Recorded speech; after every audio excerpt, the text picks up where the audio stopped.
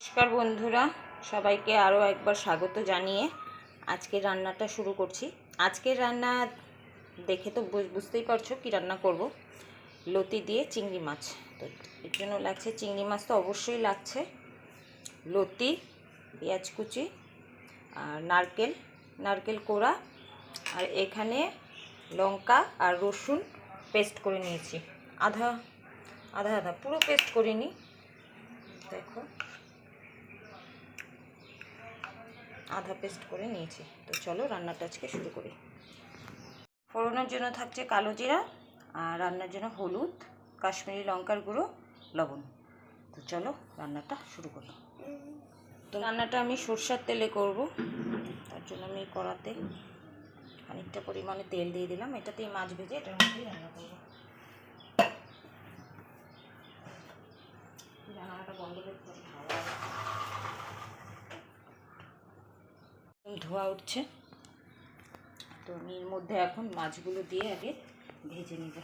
হয়ে যাস, ছিটতে পারে তো গায়ে, হয়ে যাস।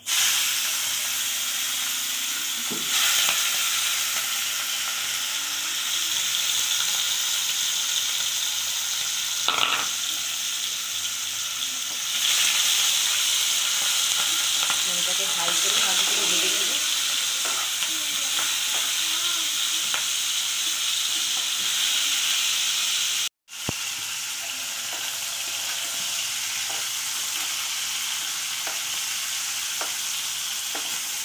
মাছগুলো ভাজা হয়ে গেছে। তোমাদের একটা জিনিস দেখাই, এই যে দেখো মাছটা এই জায়গাটাতে আমি কেটে দিয়েছি বলতে চিংড়ি মাছ আমরা যখন কাটি, মাথাটাকে কাটি, চোখগুলো ছেড়ে, এখানে একটা শীট থাকে, এখানেও থাকে, পেটের এই জায়গাটাতেও থাকে, মানে নোংরা। এটা হলো চিংড়ি মাছের পেটে যে, মানে অন্য মাছের যে যেরকম থাকে নাড়ি বুড়ি নোংরা, সেইটা চিংড়ি মাছেরও মাথার এই জায়গাটাতে থাকে। তো এটা অবশ্যই বের করে নেবে, নাহলে কিন্তু নোংরা সিদ্ধ খেতে হবে মাছ। পেটেও একটা থাকে। এই যে দেখো প্রত্যেকটা মাছের আমি কেটে বের করে নিয়েছি। মাছগুলো ভাজা হয়ে গেছে, মাছগুলো এখন আমি তুলে নেব। ফ্লেমটাকে একটু কমিয়ে দিলাম।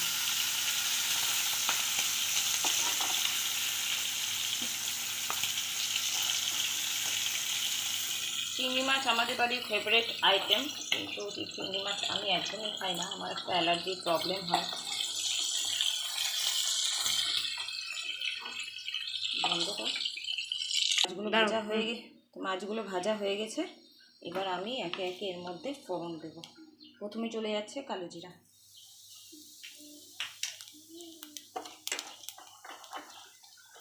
লেগে গেছে হলুদ। মাছে চিংড়ি মাছ ভাজার পরে না কড়াইয়ের অবস্থা খুব খারাপ হয়ে যায়। এই দেখো ফোড়নটা ভাজা হয়ে যাওয়ার পরে আমি এর মধ্যে কিছুটা পেঁয়াজ কুচি অ্যাড করলাম।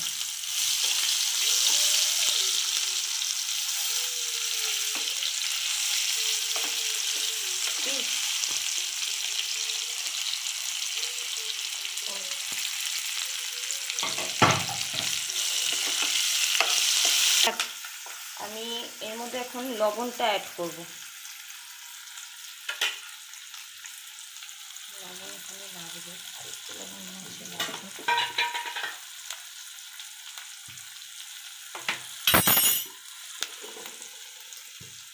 এর মধ্যে আগে থেকে কাটা, আমি কচুরলতিগুলোকে ভাপাইনি, আমি ভাপাই না, কেটে নিয়ে এভাবেই রান্না করি।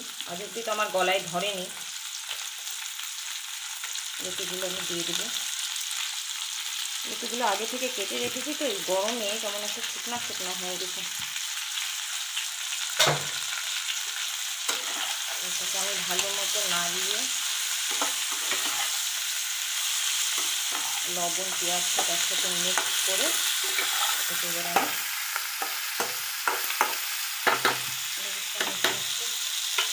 হলুদটা অ্যাড করলাম।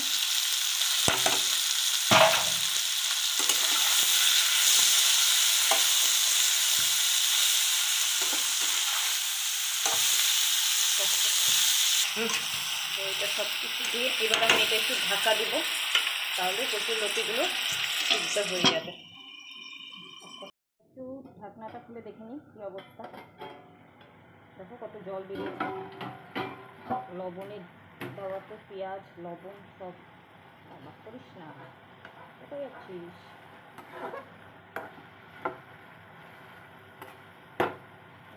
এর মধ্যে নারকেল অ্যাড করবো, নারকেল চামচই দেবো, বেশি দেবো না।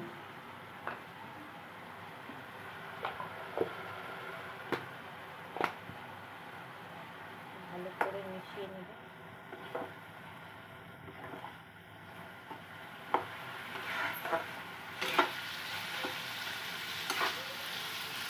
কচুরলতি নারকেল বাটা দিয়ে নিরামিষ রেসিপিও হয়, কচুরলতিটা ঠিক নিরামিষ ভালো লাগে না। আদা রসুন বাটা, লঙ্কা বাটা, পেঁয়াজ ছাড়া, আদাটা দিই না, আমি স্কিপ করেই যাই আদাটা। তো এবার এর মধ্যে আদ বাটা মশলাটা দিয়ে দেবো। এটাতে একটু ঝাল ঝাল লাগে। আর এই কাশ্মীরি লাল লঙ্কার গুঁড়ো, এটা ছাড়া আমার রান্না অসম্পূর্ণ। একটু লাল লাল না হলে ভালো লাগে না। ঝালটা আমরা কমই খাই, কারণ দুই ছেলে ঝাল খেতে পারে না। আমার একটু ঝাল লাগে, অভ্যাস হয়ে গেছে। কম বলতে একদমই কম না, মানে রুগীর পথ্য খাই না। রান্না দেখে তো বুঝতেই পারছো বেশ অসই রান্না হয়। আমার হাজব্যান্ডের আবার একটু তেল ঝাল মশলা ছাড়া তার ভালো লাগে না। এদিকে তার কিন্তু হাই প্রেশার।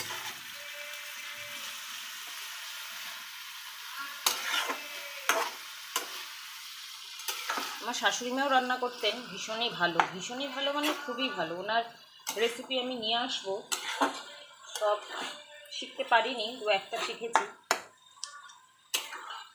খুব সুন্দর গন্ধ বেরিয়েছে। তো আমি আবার এটাকে ঢেকে দেবো, ঢেকে সিদ্ধ হতে দেবো।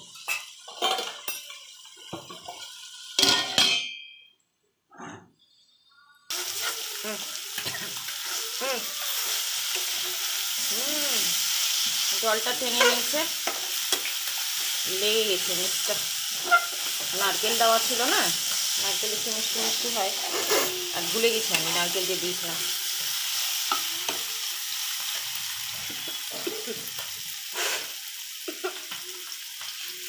এই বিশাল লোমে না,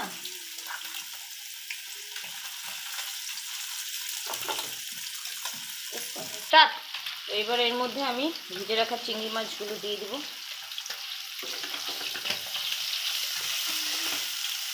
একদম ড্রাই হয়ে গেছে, তো আমি এখানে একটু গরম জল ব্যবহার করছি। জল দিয়ে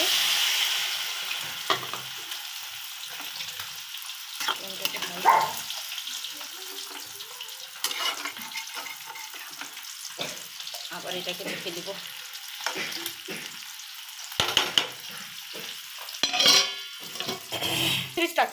এবার দেখিনি কি অবস্থা।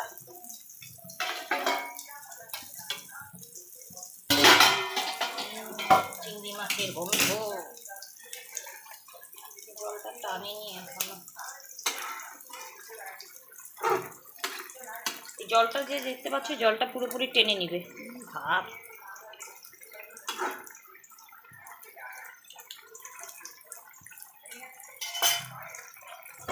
আবার ঢেকে দেবো। একটু চিনি,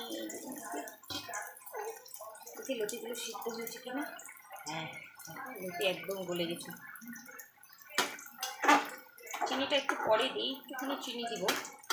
এখন যদি দিই না, তাহলে যদি কিছু লতি সিদ্ধ হওয়ারও বাকি থাকে, তাহলে সেটা সিদ্ধ হবে না। চিনি দিলে কুকিং প্রসেসটা বন্ধ হয়ে যায়।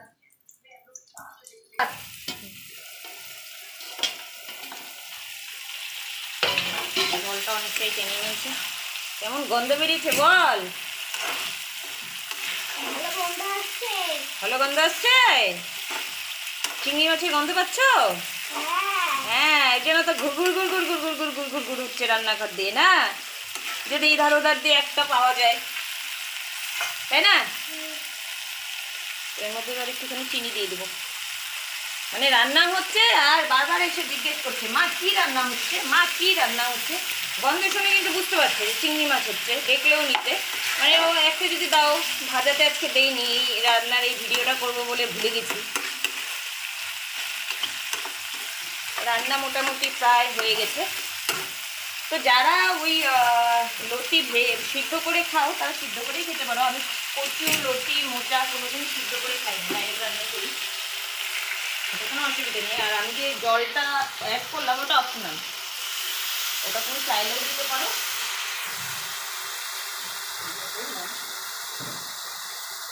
পাশে একটা আওয়াজ পাশে আরেকটা কড়াইতে বসিয়েছি রুই মাছ, যেহেতু আমি চিংড়ি মাছটা খাবো না।